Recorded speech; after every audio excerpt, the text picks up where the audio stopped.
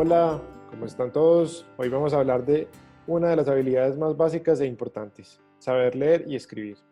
Por esto, hemos invitado a Horacio Álvarez, especialista de educación del Banco Interamericano de Desarrollo. Hola Horacio, ¿cómo estás? Hola Santiago, buenos días, ¿cómo estás? Todo muy bien, afortunadamente. Gracias por concedernos este espacio tan importante. Nosotros ahorita queremos tener unos videos que nos ayuden a ilustrar algunos temas que son básicos e importantes, y por eso es que te hemos invitado a esta corta entrevista. Hoy en día se habla de la importancia de las habilidades del siglo XXI y de cómo preparar a los estudiantes para el trabajo del futuro. Si bien esto es muy importante, en América Latina seguimos teniendo unos desafíos muy grandes en habilidades básicas como la lectura y la escritura. Cuéntanos cómo están los estudiantes de la región en comprensión lectora y la lectura en general. Bueno, mira, muy bueno tu punto y muy interesante lo que planteas. El tema de competencias del siglo XXI es fundamental, como sabemos, para el mundo del trabajo y que todos los jóvenes tengan acceso a mejores oportunidades. Pero una de las habilidades que no puede quedar atrás y que es una habilidad que podríamos decir es fundante de todas las habilidades del siglo XXI es la capacidad de leer y comprender lo que leemos. Esta capacidad es la puerta, esta habilidad es la puerta para el resto de cosas que querramos hacer en este siglo XXI que nos está presentando ya ahora comenzando este gran reto que estamos enfrentando de la pandemia. Entonces, todas las habilidades del siglo XXI son importantes, saber trabajar en equipo, resiliencia, tener la capacidad de aprender por sí solos. Pero esto solamente lo podemos hacer y solamente podemos alcanzar nuestro pleno potencial si sabemos leer, escribir y comprender lo que leemos en una forma adecuada. En la región tenemos serios desafíos. Más o menos en tercer grado, el 40% de los niños en la región no comprenden todavía lo que leen. No comprenden párrafos sencillos y pueden dar una respuesta a un enunciado que están leyendo. Esto no mejora con el tiempo. Cuando pasan a sexto grado, muchos chicos comienzan a dejar la escuela porque están teniendo dificultades para comprender lo que leen. Y en la medida en la que uno transiciona a grados superiores, las lecturas se vuelven más complejas. Si no tienen esas habilidades fundantes, los chicos tienden a querer dejar la escuela porque la sienten que es aburrida, porque no se sienten parte del proceso de aprendizaje. Y luego cuando tenemos los resultados de las pruebas PISA, pues sabemos que más de la mitad de los chicos no comprenden lo que leen en la región, en algunos países un poco más, en algunos países un poco menos, pero es una de los desafíos más fuertes que tenemos en América Latina y el Caribe. Entiendo, muchas gracias. Y pues ya mencionaste algo de ello, pero quiero hacer mayor énfasis en qué consecuencias puede traer para los estudiantes estos bajos niveles que tenemos en América Latina en lectura y escritura. Pues mira, hay varios estudios han demostrado, especialmente una encuesta que se llama PIAX de la OECD, que la comprensión lectora y las habilidades lectoras definen en buena medida qué es lo que pueden los estudiantes esperar de su vida futura. Esta es una encuesta que pasan a adultos o población entre los 15 y 65 años, en la que miden cuáles son las competencias lectoras de las personas y controlan una serie de variables como nivel socioeconómico, nivel educativo, si la persona está casada o no, si es hombre, mujer o no, etcétera. Entonces, ¿qué es lo que han encontrado estas encuestas y las pruebas de PIAX de la OECD? Que saber leer y tener buena capacidad, altos niveles de proficiencia en la lectura, definen si yo tengo un mejor trabajo, definen si yo tengo un mejor salario, definen si yo tengo mejor salud, definen si yo tengo una mayor participación en mi comunidad y en la política. Y algo que es súper importante, definen una variable muy importante que se llama la autoconfianza. ¿Qué tan bien me siento yo conmigo mismo y con lo que soy? Todo eso lo define la lectura. Y como sabemos, el proceso de lectura comienza casi desde el vientre materno. Entonces tenemos que trabajar con los niños desde los más pequeños para que a futuro estos niños tengan un mejor trabajo, una mejor salud, mejores salarios. ¿Cuáles son las causas pues, que nos están llevando a estos bajos niveles de lectura? ¿Qué está pasando? Bueno, tenemos varias causas, varias razones por las que esto nos ha sucedido. Algunas tienen que ver con cómo llegan los niños propiamente a la escuela. Nuestros chicos están llegando y sabemos esto por varios estudios que se han hecho en la región.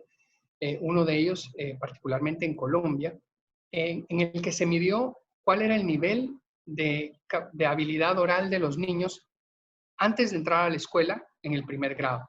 Y lo que encontraron fue que un niño del nivel socioeconómico más alto tiene 1 año y medio de ventaja en desarrollo del lenguaje oral en primer grado que un niño del nivel socioeconómico más bajo en el área rural. Entonces, el niño del nivel socioeconómico más alto en el área rural versus el niño del nivel socioeconómico más bajo en el área rural, tenían ya 1 año y medio de diferencia cuando entraban a la escuela. ¿Y qué es lo que está sucediendo? Los niños no están recibiendo el apoyo que necesitan en los preescolares y en los centros de desarrollo infantil para cerrar esa brecha de lenguaje oral con el que los niños llegan a la escuela. Ese es el primer desafío que tenemos. ¿Cómo mejoramos la calidad de la educación que reciben los niños en la primera infancia para que entren con mejores condiciones a la escolaridad? Luego tenemos algo que nos pasa también en América Latina, especialmente en las escuelas más pobres, más vulnerables, más rurales. Nuestros sistemas tienden a enviar a los docentes con menos preparación, que no tienen contratos permanentes, que están comenzando la carrera docente, los tienden a mandar a las escuelas más vulnerables. Y además, dentro de la estructura escolar, asignamos también a los docentes, a estos mismos docentes, a los que tienen menos experiencia, que son más jóvenes, que tienen menos práctica, a veces que incluso tienen menos formación, a los primeros grados. Entonces, ahí vemos que tanto como llegan los niños de la casa al preescolar, como el preescolar funciona para que los niños aprendan o no, y cómo nuestro sistema asigna a los docentes con menos experiencia a los primeros grados. Además, usualmente lo que encontramos es que en esos primeros grados hay una carga de estudiantes mucho más alta. Entonces, los estudiantes en los primeros grados vemos que tienen unas relaciones alumno-docente mucho más altas que en los grados posteriores. Y luego entramos en el tema de las prácticas y las metodologías de enseñanza-aprendizaje de la lectoescritura.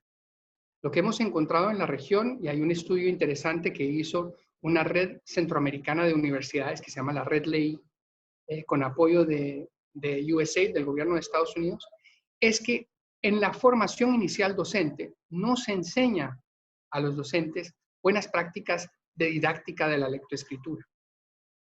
Se enseñan métodos que no funcionan para todos los niños. Y los docentes que salen para enseñar en las escuelas públicas no están preparados para el reto de enseñar la habilidad más fundante de todas las habilidades, que es enseñar a aprender a leer y escribir.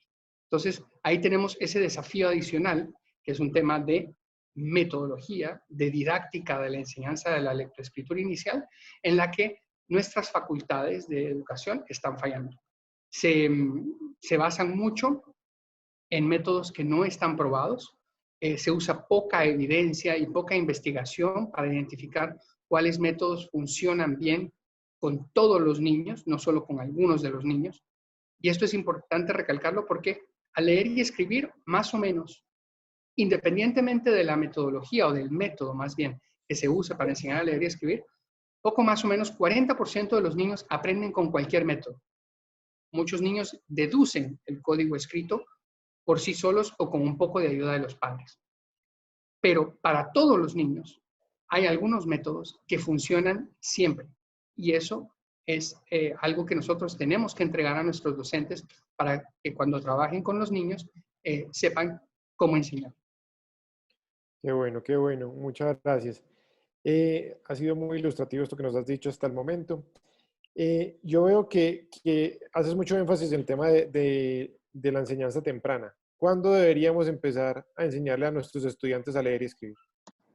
¿Cuál es el momento? Ok. A leer y escribir, como decía anteriormente, casi es que se aprende desde que estás en el vientre materno, porque buena parte de lo que yo necesito para ser un buen lector es el desarrollo del lenguaje oral. Ujú. El desarrollo del lenguaje oral se da más o menos desde que el niño está en útero. Desde los 5 o 6 meses el niño puede escuchar los sonidos del idioma materno.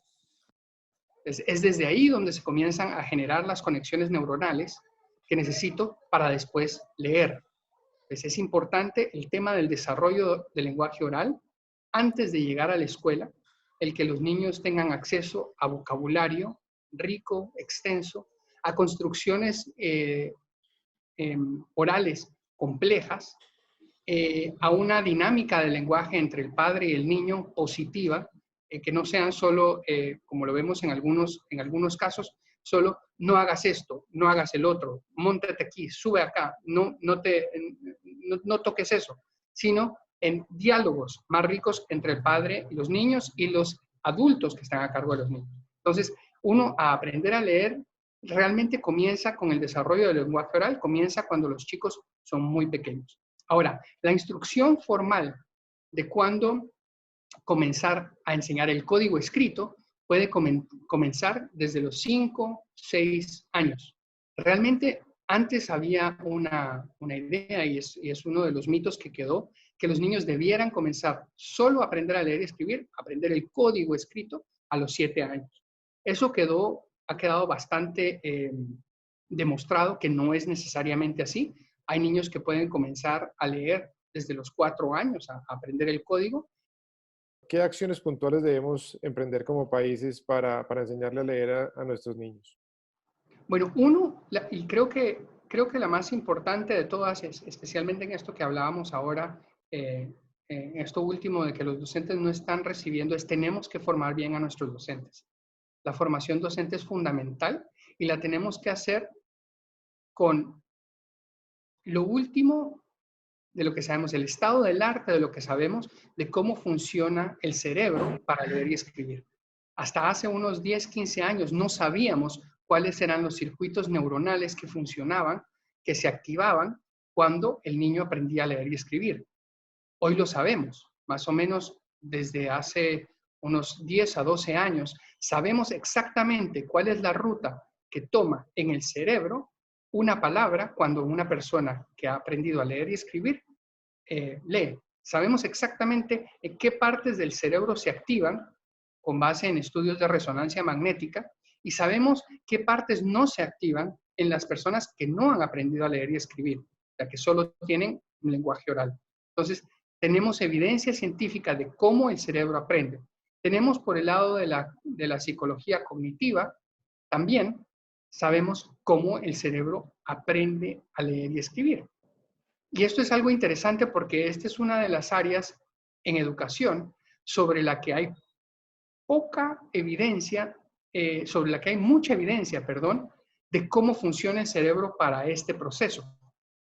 Y hay poca discordancia en las áreas científicas, en la psicología cognitiva y en las neurociencias, pero hay mucho debate más de tipo ideológico en educación. Entonces yo creo que lo primero que tenemos es irnos a la evidencia científica para ver cómo aprende a leer el cerebro, al igual que como hacemos en las ciencias médicas. Nosotros no improvisamos en las ciencias médicas, no es que creemos que la amoxicilina es buena o no para atacar un tipo de bacteria, es que sabemos porque lo hemos probado en múltiples iteraciones y en múltiples estudios cómo atacar esa bacteria con amoxicilina. De la misma forma, sabemos cómo trabajar con los niños para que todos aprendan a leer y escribir. Creo que eso es algo muy importante que tenemos que hacer con los docentes. Y para los padres, creo que también tenemos que trabajar con los padres para ver cómo pueden ellos desde casa o en los espacios en los que tienen, si no son padres, la persona que está a cargo del niño, de cómo puede facilitar este proceso. Yo creo que este es algo de lo que vamos a discutir en esta serie, de esas pautas cortas, breves, que yo como padre de familia yo como mamá, yo como abuelita que estoy a cargo del niño, yo como hermano mayor que ya aprendí a leer y escribir, que tengo a un hermano pequeño a cargo, ¿qué puedo hacer para ayudarle en ese proceso de descubrir la lectura y ese mundo maravilloso que nos traen los libros? Entonces, Horacio, pues hemos sido partícipes de esta iniciativa de Aprendamos Todos a Leer y tú has sido muy enfático en la importancia de los materiales, en el tema de enseñar a leer. Cuéntanos esta experiencia, en qué consiste. Ok, como decía antes, el tema de la metodología tanto para los docentes como para los padres de familia, requiere que uno les apoye con todos los recursos disponibles para que esto tenga más éxito. Entonces, no es solo enseñarles cómo hacerlo y cómo debe hacerse, tanto la teoría y la práctica, sino que darles recursos que también están probados científicamente que funcionan con los niños. Y por eso la importancia de los materiales y de lo que hemos trabajado con Fundación Lúcer, Aprendamos Todos a Leer. Por ejemplo, el que los niños trabajen con cuadernos de trabajo que están orientados y estructurados con base a las lecciones que tengan los docentes y que haya una progresión clara de cómo enseñar al niño a leer y escribir, qué fonemas o qué sonidos del idioma debo introducir primero. Entonces, el tema de los materiales es sumamente importante porque ayuda al docente a estructurar la progresión con la que va a trabajar con los niños, da unas pautas muy claras de cuáles son los pasos. Y especialmente esto lo mencionábamos porque en el caso, como indicábamos antes, los docentes, muchos de los docentes que están asignados a primer grado no tienen experiencia, no recibieron la formación. Entonces los materiales son un gran apoyo para aquellos docentes que pues no tienen todo el conocimiento sobre cuál es el proceso para enseñarla a leer y a escribir a los niños. Entonces, esos materiales funcionan muy bien para estructurar, para apoyo del niño y también una cosa importante, creo yo, es para que el padre de familia sepa también cómo va su hijo, porque no es solo la relación el docente y el niño, sino que el padre de familia puede ir viendo también la progresión de lo que está aprendiendo el chico en el colegio. Ahí vemos que tienes uno de los ejemplos de los materiales detrás tuyo. Aquí está Paco, el papagayo paseador. Es una de las lecturas. El material de Aprendamos Todos a Leer está estructurado tomando los fonemas del español. El español tiene 24 fonemas o sonidos. Los sonidos vocálicos como A, E, I, O, U. Y los sonidos consonánticos como P, T, S, M, N, L, K. Entonces, lo que tiene es una estructura progresiva de enseñar de los sonidos más comunes del español a los sonidos menos comunes que están en el español escrito, cuya traducción al español escrito, perdón, en la decodificación. Cada personaje tiene un sonido y aquí la importancia de los sonidos y de trabajar con los niños en esta parte de la decodificación y de explicitar el tema de los sonidos. Por ejemplo, para un personaje como Paco, el papagayo, es el sonido P, la letra P. Pero sabemos que el sonido P no tiene variaciones en el español, solo se representa por la letra P. Entonces, ese es un sonido con una grafía, con una letra directa. Es muy fácil aprenderlo para los niños. Tiene algunas otras dificultades porque a veces los niños confunden la P con la Q o con la D o con la B, pero tiene problemas en la representación gráfica, no así en el sonido. ¿Qué tiene problemas con el sonido? Por ejemplo, el sonido K. El sonido K es un sonido que está representado en el español por dos letras y un dígrafo. Por la letra K de Karina, la koala karateca, y tenemos un personaje que se llama Karina, que es una koala. Tiene otra representación por la letra C. Entonces tenemos a Camilo, el cangrejo confiado. Y tenemos una representación adicional que es con el dígrafo o las letras Q, U, que hacen a Quique, el quetzal querido. Si se dan cuenta, en esos tres casos es el mismo sonido, el sonido K, que se representa por tres formas distintas, dos letras y un dígrafo. Y eso es importante que los niños sepan claramente que eso sucede en el español, que cuando ellos van a leer y escribir tienen representaciones distintas para un mismo sonido. Lo mismo nos pasa con el sonido S. Entonces tenemos a Sara la serpiente servicial, que es el sonido S con la letra S. Tenemos a Zulma la zarigüeya de los zapatos azules, que es el sonido S con la letra Z. Y así tenemos otros ejemplos. La importancia es que cada sonido y su representación en una letra o un dígrafo o un par de letras tiene un personaje, y eso ayuda a que el niño posteriormente recuerde, esta palabra se escribe con la K de Karina y no con la C de Camilo. Y eso ayuda mucho al proceso de memoria del niño. Pues ahorita estamos viviendo un momento coyuntural con este confinamiento que nos invita el COVID-19. Y ahí hay dos preguntas. Una, ¿cómo se ve afectada la enseñanza de lectura y escritura por esta situación? Y la segunda sería, ¿qué acciones podemos tomar desde casa los padres de familia para ayudarle a nuestros hijos en este sentido? Ok. Bueno, obviamente los procesos educativos se interrumpieron en la mayor parte, si no en todos los sistemas educativos de la región, y las clases, en su mayoría, las escuelas están cerradas. Algunos sistemas educativos públicos tenían o tuvieron la capacidad de entrar a un modo virtual y de comenzar a trabajar en forma a distancia, con plataformas, con los estudiantes, pero muchos no lo lograron. Y en el caso de la lectoescritura, pues ese es un proceso que requiere un trabajo con el niño, en muchas ocasiones incluso de uno a uno, del docente con el niño enseñándole, o en un entorno de clase que permita una interacción muy cercana. Y si no tenemos ese entorno virtual bien desarrollado, bien montado, va a ser difícil que los niños aprendan a leer por sí solos en casa.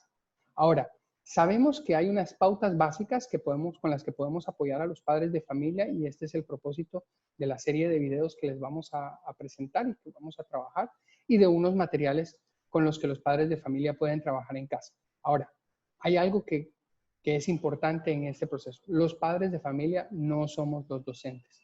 No siempre tenemos ni el tiempo ni la capacidad de hacerlo, y eso que debemos de tenerlo claro. No hay que estresarse, no hay que preocuparse si no lo puedo hacer en casa, si no lo puedo trabajar. Está bien, los colegios van a regresar a funcionar. Esperamos que sea antes, en un periodo corto, pero los niños van a poder tener acceso a estas metodologías, a esta propuesta, a estos recursos, una vez regresen a las escuelas. Entonces, no hay que afanarse mucho, no hay que preocuparse mucho, que no le entre ansiedad a los papás si no lo pueden trabajar. Ahorita lo más importante es que los niños se sientan amados, queridos y están seguros en casa, que tengan actividades para estar entretenidos, que estén activados sus cerebros y que emocionalmente estemos bien con ellos. Ahora, diciendo esto, hay cosas que se pueden hacer y que podemos trabajar con los niños para que ellos vayan aprendiendo o vayan desarrollando habilidades para aprender a leer y escribir. Por ejemplo, el tema de la conciencia fonológica, que es jugar con los niños con las palabras y sus sonidos. Entonces, si yo, por ejemplo, tomo la palabra papá, que como les decía antes, tiene 2 sílabas y 4 sonidos, a, yo le puedo enseñar al niño a separar esa palabra en papá, le puedo enseñar a juntar una palabra de varios sonidos. Entonces le digo, ¿qué palabra hace qué palabra hacen estos sonidos? A. Y el niño puede responder, papá. Y puedo jugar así con varias palabras que me faciliten que el niño tenga la capacidad de separar una palabra en los sonidos o de juntar una palabra de sonidos sueltos. También le puedo enseñar al niño que, esto es otro ejercicio de conciencia fonológica, que si yo le cambio el primer sonido a una palabra como papá y le cambio por el sonido t, entonces la palabra cambia y de un sonido t, pasa a ser papá a ser la palabra tapa. Esto es importante que los niños lo desarrollen, son precursores de la lectura importantes a desarrollar, la conciencia fonológica, y podemos hacer ese tipo de juegos con los niños en casa. La otra que, por ejemplo, es importante y es una pauta para los padres de familia, es no enfocarse en el nombre de la letra. No es tan importante que el niño sepa que la letra se llama C como que la letra hace el sonido o representa el sonido K cuando está acompañada de las vocales A, O, U, y que hace el sonido S cuando está acompañada de las vocales o de los sonidos vocálicos E, I. Entonces, la letra C, que es una de las letras más importantes del español, se pronuncia como K cuando está con A, O, U, y se pronuncia como S cuando está con la E y la I. Eso es importante que los padres de familia lo sepan para cuando están leyendo con sus niños y tienen una oportunidad de tener un libro en casa, o si le están leyendo incluso algún mensaje por WhatsApp o algún mensaje en el celular, sepan esto. Estas son pautas bastante sencillas que podemos entregar a los padres de familia, que los padres de familia pueden usar para aprovechar el tiempo que tienen con sus hijos en casa. Pues muy interesante, Horacio. Pues yo te agradezco mucho por este tiempo que nos has dedicado para hablarnos de la importancia de leer y escribir y cómo hacer para que nuestros estudiantes dominen estas habilidades básicas. Como tú lo mencionaste, vamos a estar subiendo unos videos para apoyar a los docentes y a los padres de familia en este proceso remoto y les estaremos contando, les pido que estén atentos a nuestros canales porque vienen cosas bien interesantes. Entonces, Horacio, nuevamente mil gracias. A ti, Santiago.